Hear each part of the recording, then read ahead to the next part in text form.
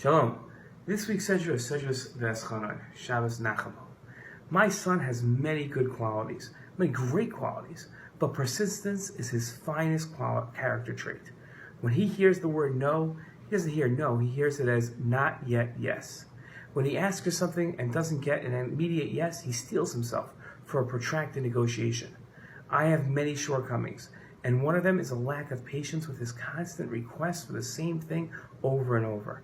I wish I had his persistence, and I often wonder if I should carry that persistence to my prayers. Is it proper to ask God for the same thing over and over again? Does God get annoyed at his children much the same way I could find my son's constant badgering annoying? At what point can we no longer ask God for something? This week's Torah portion opens with Moshe recalling his repeated prayers to God to allow him to enter Eretz Yisrael. When Moshe hit the rock instead of talking to it as God had commanded, he was punished by being forbidden to enter the land. Moshe told the people, I pleaded with God at the time, saying, God, you who let your servants see the first works of your greatness and your mighty hand, you whose powerful deeds no God in heaven or earth can equal, let me, I pray, cross over and see the good land from the other side of the Jordan, that good hill country and the Lebanon. But God was wrathful with me on your account and would not listen to me. God said to me, enough, it's too much for you. Never speak to me of this matter again. Go up to the summit of the Pisgah and gaze about to the west, the north, the south, and the east. Look at it well, for you shall not cross the Jordan.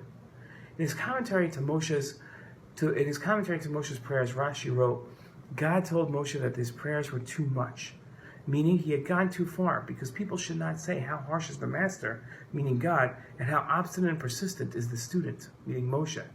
Moshe's persistent requests and God's constant refusals would make God look harsh. Rashi offered another explanation of God's response to Moshe, that his prayers were too much.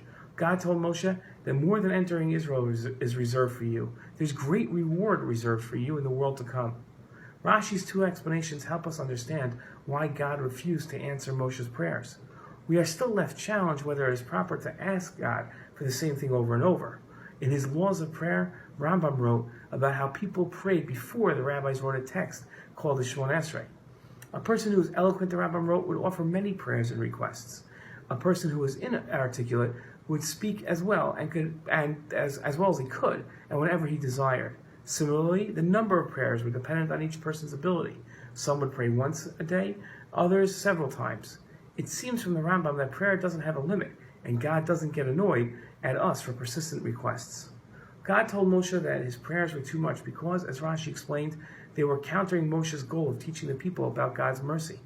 Moshe was in a unique situation, though. He had sinned and been told of his punishment. But us, the Jewish people, are not in that situation. When our prayers haven't been answered, we don't know why. Therefore, it is safe to conclude that we should persist in asking God for what we need, whenever we need it, and no matter how many times we need to ask for it. Shabbat Shalom.